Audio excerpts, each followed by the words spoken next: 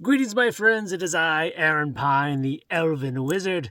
Here in this video, I want to share with you a bit of the magic of the sacred mead. Yes, mead, M-E-A-D, the ancient elixir of honey wine. And just happen to have a delicious one right here from Oregon. There's many wonderful types. This is one I just happened to pick up and have waiting for me to enjoy with some friends here soon. So, for those of you that don't know, I love to offer mead ceremonies. Yes, a mead ceremony.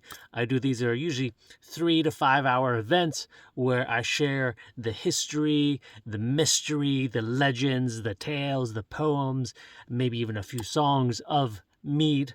It has a long ancient history throughout, going back about 9,000 years. The most ancient trace of it that I know of that we found is about 9,000 years ago in Asia. Then in the mead ceremonies, after I share all that, of course, people are savoring a variety of different meads. Then I take them on a magical meditation healing journey while the meads are working through them. Then I'm working through them and opening up the energy systems and reconnecting them to the magic within them, their true essence, and bringing that forth. It is a wonderful time of both fun, enjoyment, transformation, healing, and lots of magic. So I'm just going to give you a few basics about it. I don't want to ruin any of the surprises in case you get to attend one of my future mead ceremonies. If you'd like me to do one near you, feel free to reach out. I do travel, and I love bringing the mead to new people and new areas. So just going to give you a few basic ideas about mead. So one, of course, is it's honey wine. Now, every other drink out there pretty much is based from one particular plant, right? Hops or grapes or potatoes or rice.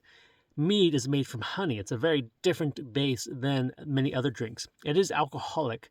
However, for me, it has a very different experience, a different energy, a different way of working with your system. It's also not as toxic. I'm not a scientist. I haven't found any scientific studies on it. However, myself and everyone I've talked to and all the people that have gone through my mead ceremonies, nobody's ever reported a hangover. Many people that are very sensitive to alcohol, can't really drink much. They can feel it right away, have no issues with this. So I can only speak from my experience and those I've shared it with that it doesn't seem to have the same toxic effect as many other drinks do for many people. For me, it's the only drink I can really drink anymore. Anything else is just So, in many ancient folklore, it was used as medicine. It was given for medicine to cure various things. There are some meads you can find with different herbs mixed in for additional medicinal purposes. Many of the meads I bring to the ceremonies are flavored. There's different fruit meads and spiced meads and vanilla mead and all sorts. And there's the traditional, just straight honey wine. As I mentioned earlier, it's been used for thousands of years in many cultures around the world. Basically, any kind of culture that had some sort of honey probably had some form of mead. And it was, throughout the ancient world, it was associated with the gods and the goddesses. And it was this nectar of the gods. It was a drink of the gods. It opened up in magic and poetry and eloquence and creativity. And the Norse mythology has the most about it, but you'll find it in many other mythologies. So there's sort of this reverence of it. At some point, it kind of faded out of popularity. I believe there was some suppression around it, possibly economics, but I believe there's other layers to that, which I go into more in depth in the full-on ceremony. However, it's seen a resurgence in the last 10, 15 years, so I've been on a quest to bring it forth. To me, it has a very healing potential to it, particularly when used in the right intention and understanding, and of course with a wizard. That's what we do. So check it out if you can, but I highly encourage you to come to one of my mead ceremonies. That's where you'll really get the great full download and understanding of it and the use of it.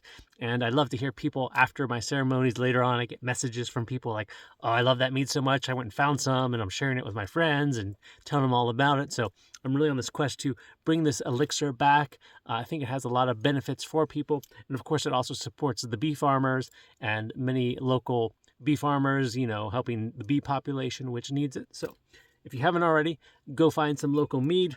Try different ones. They each have their own flavor profile. Some are sweeter, some are drier, some are right in between.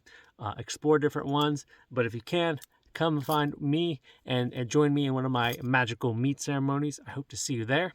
And thanks so much for watching.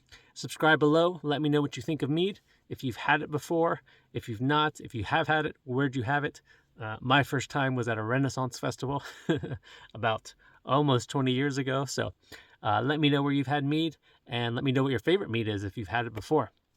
All right, my friends, may the magic of all the realms and the mead of all the realms flow through you. Until next time, Balakum elati thralakura.